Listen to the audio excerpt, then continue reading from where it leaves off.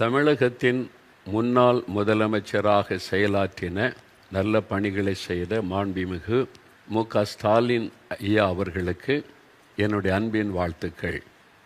இந்த தேர்தலில் தோல்வியை சந்தித்ததினால அதற்கான காரணங்களை அறிந்து கொள்ள, மக்களுடைய மனதில் இருக்கிறதை அறிந்து கொள்ள நீங்கள் ஒரு கமிட்டியை அமைத்து எல்லாரிடத்துலையும் அபிப்பிராயங்களை நீங்கள் கேட்க தீர்மானித்தது ரொம்ப வரவேற்கத்தக்கது, சந்தோஷமானது.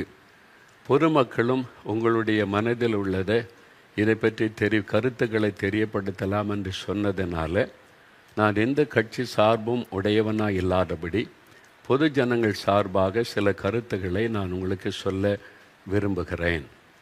நீங்கள் ஆட்சி செய்த 5 வருஷ ஆட்சி காலத்தில் தமிழ்நாடு பல நன்மைகளை, வளர்ச்சிகளை கண்டது. அதற்காக உங்களுக்கு நன்றி கூறுகிறேன். நான் தேவனை துதிக்கிறேன். ஏன் இப்படிப்பட்ட ஒரு தோல்வி என்பதான கேள்வி உங்களுடைய மனதில், எல்லா கட்சிகளுடைய மனதில் எழும்பி இருக்கிறது. ஒருவேளை நினைக்கலாம், சினிமா மோகத்தினால் உண்டான ஒரு மாற்றம்தான் இதற்கு காரணம் என்பதாய். அப்படி சொல்லி நீங்கள் அவங்களை திருப்திப்படுத்தி கொள்ளாதபடி மக்கள், சாதாரண கிராமத்தில் இருக்கிற மக்களும், ஏழை மக்களும், நடுத்தர மக்களும் அவங்களுடைய மனதில் இருக்கிற பாதிப்பு என்ன என்பதை உங்களுக்கு நான் தெரியப்படுத்த விரும்புகிறேன். என் மனதில் தோன்றினது 2 காரியங்கள். அதை உங்களுக்கு தெரியப்படுத்த விரும்புகிறேன். ஒன்று, டாஸ்மாக் கடை, மதுபான கடைகள்.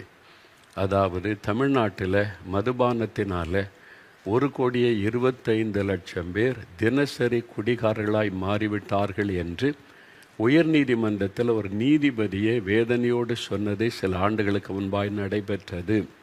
அப்போ நிறைய குற்றங்கள் தமிழ்நாட்டில் பெருக காரணமாக இருப்பது இந்த மது.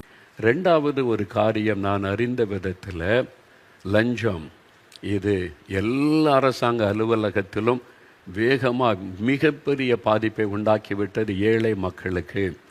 ஒரு காலத்தில் அரசாங்கத்தில் போய் ஒரு காரியத்திற்காக போனால் நம்ம பக்கத்தில் ஒரு மிஸ்டேக் இருந்தால் அதை சரிப்படுத்துவதற்கு லஞ்சம் கேட்பாங்க. இந்த தோல்விக்கான காரணத்தை குறித்து ஆராயும் போது இந்த 2 காரியங்களை ரொம்ப முக்கியமாக கருதி இதற்கு தீர்வு காண்பும்படியான நல்ல முடிவு எடுத்தால் மறுபடியும் நீங்கள் ஆட்சிக்கு வந்து நன்மையான காரியத்தை செய்ய ஆண்டவர் உங்களுக்கு வாய்ப்பு அருளுவார் என்று நான் விசுவாசிக்கிறேன்.